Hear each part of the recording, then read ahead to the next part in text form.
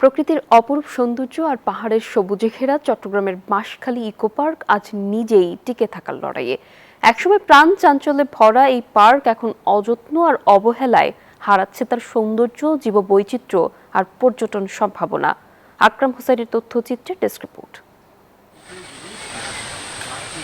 একসময় পশু পাখির কোলাহলে মুখর ছিল চট্টগ্রামের বাঁশখালী ইকো পার্ক। এখন সেখানে নেমে এসেছে নিস্তব্ধতা। খাঁচাগুলো ফাঁকা, অনেকগুলো ভেঙে ধ্বংসস্তূপে পরিণত হয়েছে। অথচ সংস্কারের ছোঁয়া না লাগলেও প্রতি বছর ঠিক একইভাবে চলছে পার্কটি লিজ দেওয়ার কার্যক্রম।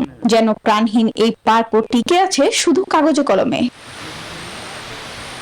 2003 সালে প্রায় 1000 হেক্টর বনভূমিতে জীববৈচিত্র্য সংরক্ষণ ও বিনোদনের লক্ষ্য নিয়ে যাত্রা শুরু হয় বাঁশখালী ইকো পার্কের। তবে 2006 সালের পর বড় কোনো উন্নয়ন না হওয়ায় পার্ক জুড়ে নেমে এসেছে অবহেলার ছাপ। টয়লেট, রেস্ট হাউস সহ বিভিন্ন স্থাপনা এখন ভাঙাচোরা। বসুন্ধরা টিস্যু অশুদ্ধতার বিরুদ্ধে এক বিন্দুও ছাড় নয়। স্থানীয়দের অভিযোগ, নিরাপত্তা ও প্রয়োজনীয় সুযোগ সুবিধার অভাবে দর্শনার্থীও কমে গেছে। দক্ষিণ চট্টগ্রামের জন্য শুধু নয়, পুরো বাংলাদেশের জন্য এটা খুব প্রয়োজন। ইকো পার্কের সুনাম যে আসতেছে, নিরাপত্তা বিষয়টা যদি ভালো থাকে তাহলে পর্যটক আসবে।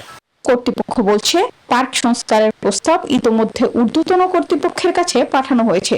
নতুন প্রকল্পে সিসি ক্যামেরা স্থাপন সহ নিরাপত্তা জোরদারের পরিকল্পনা রয়েছে। নিরাপত্তার বিষয়টা আমাদের নজরে আছে কিনা, মাথায় আছে কিনা, 100% আমাদের মাথায় আছে। এবং আমরা যাদেরকে গেট ইজারা দিয়েছি তাদেরকে কিন্তু ইজারার শর্তাবলীতেই আমরা উল্লেখ করে দিয়েছি যে তাদের যে টিম থাকবে, তাদের লোকজন থাকবে, তাদের লোকজনকেও কিন্তু এই বিষয়গুলো মাথায় রাখতে হবে। দক্ষিণ চট্টগ্রামের সম্ভাবনাময় এই পর্যটন কেন্দ্রে দ্রুত সংস্কার করে আগের রূপ ফিরিয়ে আনার দাবি স্থানীয়দের। Desk report, news 24।